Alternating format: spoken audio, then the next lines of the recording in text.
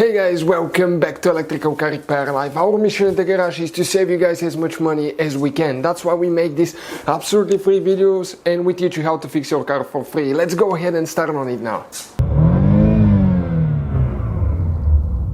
Today's video, guys, will show you how to test VVT Solenoid. This is variable valve timing solenoid on Ford vehicle, guys. Okay, we'll demonstrate for a Ford Edge or Lincoln MKX.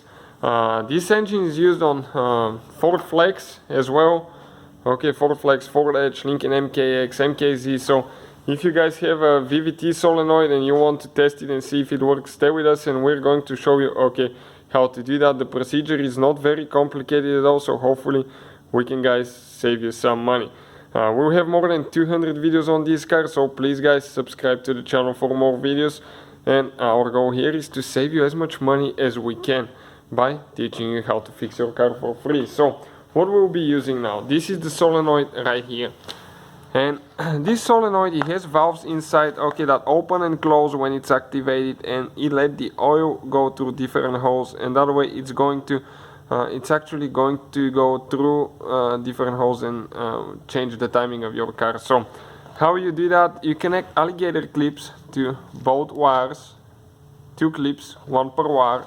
Do not touch them with each other, this is very bad and you can burn your solenoid.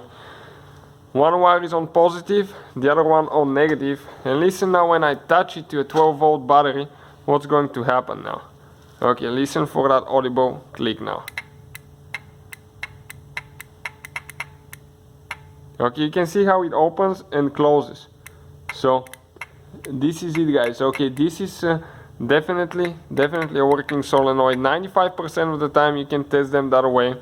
Okay, you can see when I keep it touched, they're open, and now when I let go, check it out. Now sometimes they will stick, so you have to clean them.